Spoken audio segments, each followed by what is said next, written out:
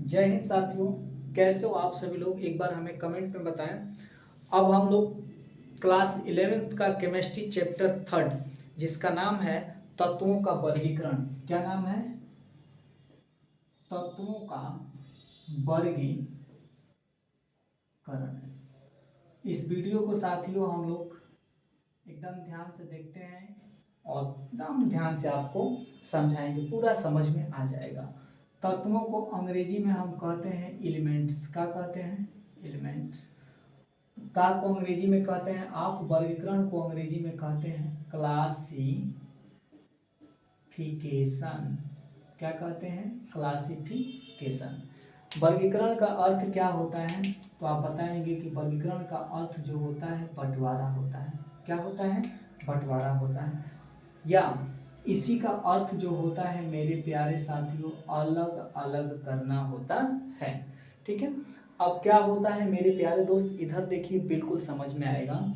जैसे मान लीजिए आपके पास एक कंटेनर है। ठीक है।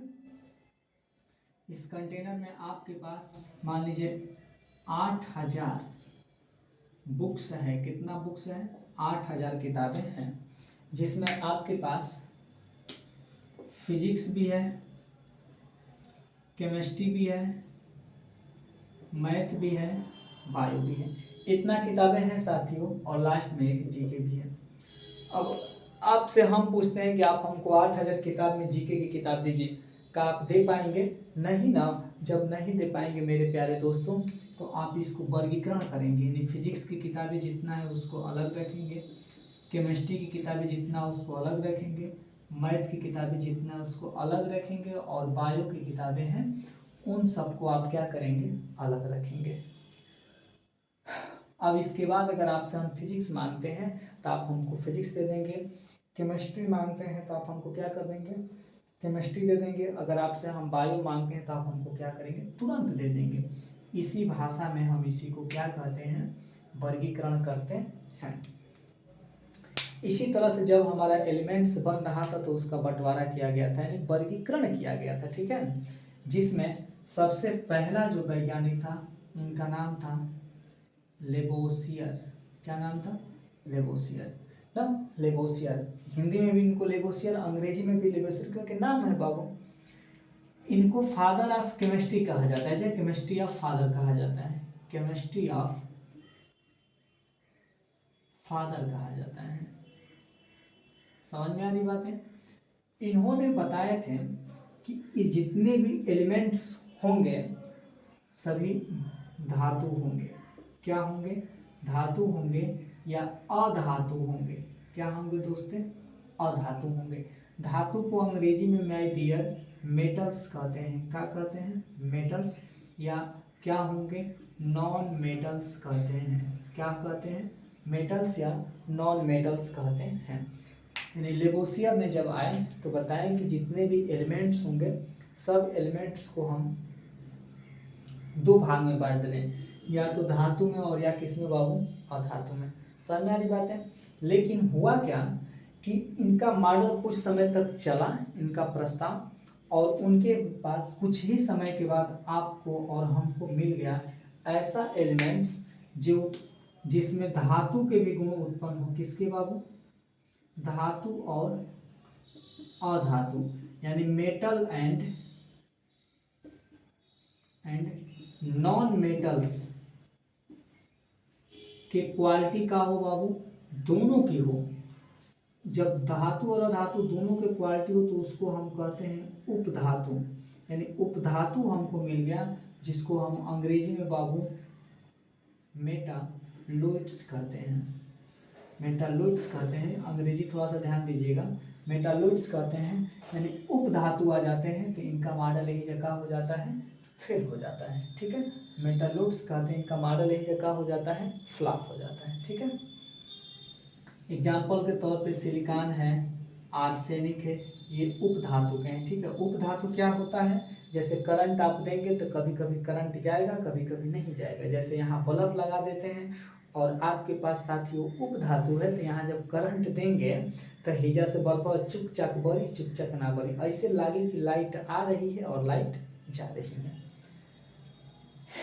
मेरे प्यारे दोस्त, इसके बाद एक नए वैज्ञानिक आते हैं जिनको प्राउस्ट कहते हैं। प्राउस्ट की परिकल्पना, प्राउस्ट की परिकल्पना, ये बहुत घटिया लॉजिक देके चले गए।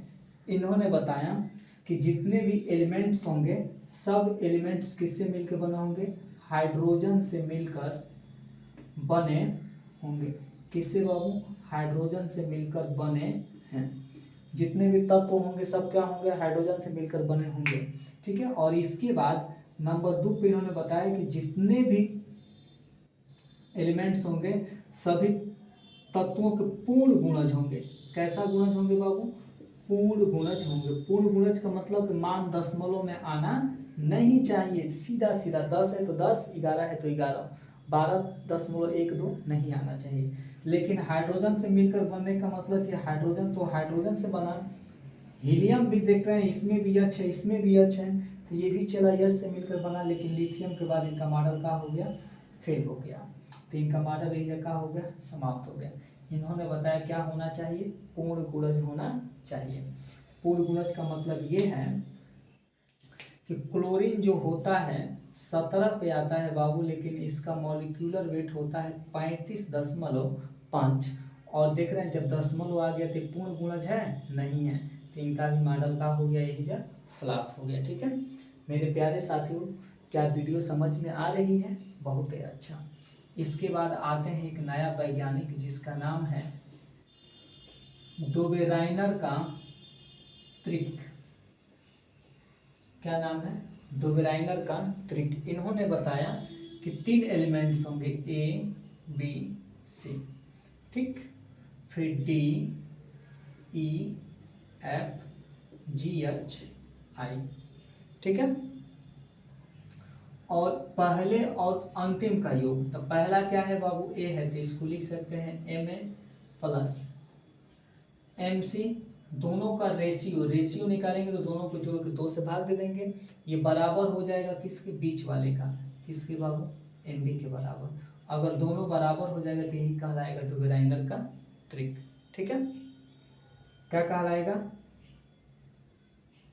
डोबेराइनर का ट्रिक। जैसे यहाँ पर लिथियम है, क्या है, ध्यान दीजिए, यहाँ पर लिथियम है और यहाँ पर सोडियम है, ठीक है, Na11 पे आता है और यहाँ पर कुछ होता है। कुल मिला के इतना ध्यान दीजिए कि नियम ध्यान दीजिए, बाकी जो एलिमेंट्स होगा आपको अगली वीडियो में साथियों मिलेगा। बस हमें ये बताइए क्या हमारी पढ़ाई हुई बातें आपको कवर हो रही है कि नहीं हो रही है। उसके बाद हम लोग पढ़ेंगे न्यूजीलैंड का अष्टक नियम, फिर मेंडलीव की आवर्त सारणी। तब तक ले साथियों हमें आप कमेंट में ज़रूर बताइए क्या ये तीनों समझ में आ गया। तो आपको हमारे तरफ से ढेर सारी शुभकामनाएं और कमेंट जरूर करिए। जय हिंद साथियों, जय भारत।